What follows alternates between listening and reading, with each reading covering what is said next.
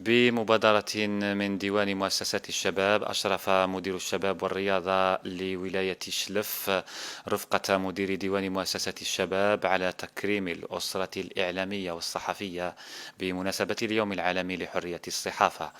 مراسلة في الموضوع للزميل مختار بن علي. جزيلا لمدير القطاع على هذه البادرة، بادرة خير تجاه الأسرة الإعلامية بمناسبة اليوم العالمي للصحافة.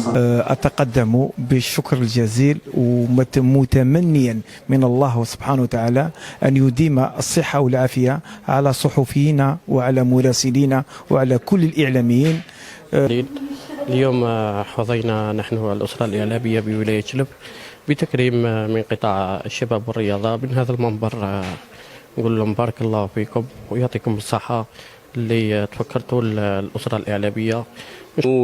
قطاع الشباب والرياضة فيه الكثير من الطاقات، وهو قطاع حساس وهام، والأسرة الإعلامية أكيد قدمت الكثير لهذا القطاع. كانت هذه التوأمة اليوم، وهذا التكريم لأسرة الإعلام فهو تشجيع وإضافة إن شاء الله. نشلف وأشكر قطاع الشباب والرياضة على هذه الالتفاتة وهذا التكريم. أقول فقط اليوم الجزائر أو الصحافة الجزائرية اليوم مطالبة بالحفاظ على مبدأ أخلاقيات المهنة من أجل ضمان مصداقيتها، وأيضا من أجل تكريس حق المواطن في الإعلام، وهذا لنقل صوت الشعب.